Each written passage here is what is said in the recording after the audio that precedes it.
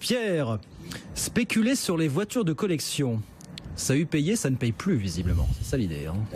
Oui. Il y a quelques mois, vous pouviez pourtant doubler votre mise en achetant une Porsche Turbo et en la revendant un an plus tard. Doubler la mise en un an, c'est pas mal. Eh bien, vous pouvez plus compter ça. Ce temps-là, il est totalement révolu. Les commissaires-priseurs notent depuis quelques semaines seulement un apaisement autour de la vente des plus beaux modèles de l'histoire de l'automobile. Un apaisement, ça veut dire quoi en clair? Les prix se stabilisent ou alors ça baisse? Il y a des modèles qui perdent en valeur? Oui, il y a des modèles qui perdent en valeur. Selon un investisseur interrogé par le Daily Mail, sur certains modèles, on a des baisses de 20%. C'est pas c'est pas rien, c'est pas mal. Ouais. On peut prendre quelques exemples concrets, si vous voulez, ça vous faire rêver pour ceux qui l'ont regardé à la télé. Outre-Manche, une Porsche 911 qui se vendait ces derniers mois, les 50, 60 000 livres. Eh bien, aujourd'hui, celui qui veut la revendre aux enchères en tirera au mieux 45 000 livres. C'est encore plus net pour la Ferrari Testarossa.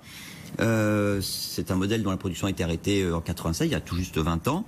Au total, en 12 années de production, l'usine de Maranello en a sorti 7177 exemplaires très précisément. Donc vous voyez, c'est plutôt une voiture rare. Il y a quelques années, on pouvait s'en offrir pour 40 000 euros.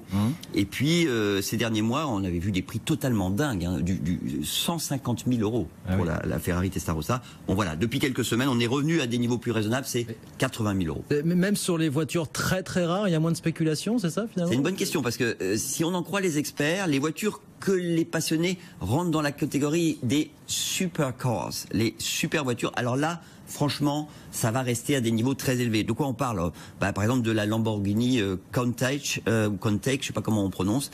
C'est la voiture que conduit Leonardo DiCaprio dans Le Loup de Wall Street. Alors cette voiture-là, franchement, si vous la trouvez à 100 000 euros, je ne sais pas si je vous l'achète, mais presque, parce que franchement, c'est pas possible. Et c'est vraiment des voitures que vous allez payer 300, 350 000 euros.